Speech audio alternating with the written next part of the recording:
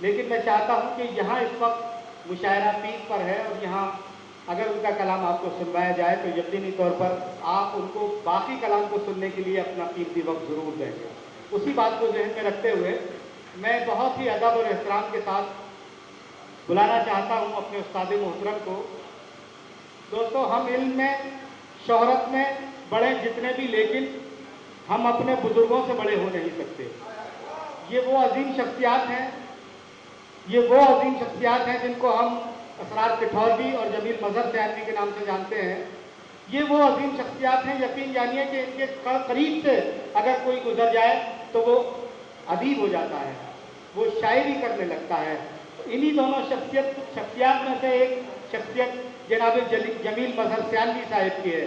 جمیل سیالوی صاحب وہ عظیم شخصیت ہے جس نے اس مجیب شیزر کو اپنے حلقے میں لے کر اس زمانے میں کہ جب میں بول نہیں پاتا تھا، اس زمانے میں میرے اشارے سمجھ کر مجھے گویائی عطا کی، مجھے بولنا سکھایا، نہ صرف بولنا سکھایا بلکہ اپنے جذبات کا اظہار کرنا سکھایا، اور مجیب الرحمان کو آج انہوں نے مجیب شیزر بنایا۔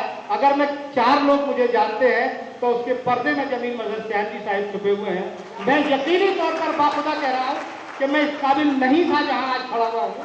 میں بالکل اپنے آپ کو اعتراف کرتا ہوں کہ میں جو کچھ ہوں گا کرنا سیکھا ہوں وہ جمیل مظہر صاحب کی مرہون منت ہے، انہی کی محبت ہے، ان کی عطا کردہ محبتیں ہیں جس کی وجہ سے آج مجیب شیزر اس قابل ہوا کہ ڈاکٹر دولت رام جیسا آدمی اس کو اپنا بڑا بھائی سمجھتا ہے۔ یہ میرے لیے یقینی طور پر خوش بختی ہے اور میں اپنے آپ کو مستحسن اور متفخر محسوس کرتا ہوں اس بات سے۔ جمیل مظہر سیالوی صاحب جس بزم میں ساغر ہو نہ مینا ہو نہ خم ہو، رندوں کو وہاں پھر جس بزم میں ساغر ہو نہ مینا ہو نہ خم ہو، رندوں کو وہاں پھر بھی تسلی ہے کہ تم ہو۔ اور شعر میں پڑھنا چاہتا ہوں استاد کے لیے کہ یہ اردو کا مسافر ہے، یہی پہچان ہے اس کی، جہاں سے بھی گزرتا ہے سلیقہ چھوڑ جاتا ہے۔ جناب جمیل مظہر سیالوی۔ آپ کے لیے میرا یہاں کھڑا ہونا اس وقت ناگوار گزرا ہوگا، اس لیے کہ مظہر صاحب کو یہاں آنا تھا اور میں آ کھڑا ہوا۔ اس کی وجہ یہ ہے کہ ایک خوبصورت پروگرام ہے، یہ بہترین اپنے مقام پہ بہت بلند مقام ہے اور مظہر صاحب یقیناً اس کے مستحق ہیں۔ میں چاہوں گا کہ روایت کی یہاں سے شروع ہو کہ مشاعروں کے اپنے کچھ آداب ہوا کرتے ہیں جنہیں مسلسل چلائے رکھنا، نبھائے رکھنا ہم سب کی ذمہ داری ہے۔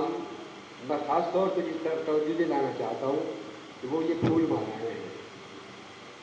کیا کوئی صاحب آپ میں سے اس بات کو گوارا کرے گا کہ کسی کی اترن آپ کے اوپر ڈال دی جائے؟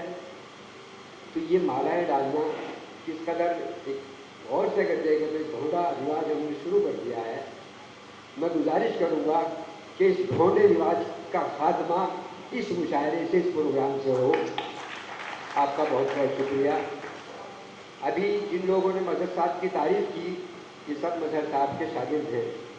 میں مظہر صاحب کا شاگرد نہیں ہوں، لیکن ان کی جو اردو خدمات ہیں، ان کی جو ادبی خدمات ہیں، اس کا اعتراف نہ کرنا میرے نزدیک کفر کے برابر ہے۔ میں بھی انہیں اتنا ہی احترام دیتا ہوں جتنا ان کے شاگرد دیتے ہیں۔ اب میں بہت ادب سے انہیں گزارش کروں گا ان سے کہ وہ تشریف لائیں اور ہمیں اپنے کلام سنوائیں۔ ایک بار تالیاں اسرار پٹھوروی صاحب کے لیے۔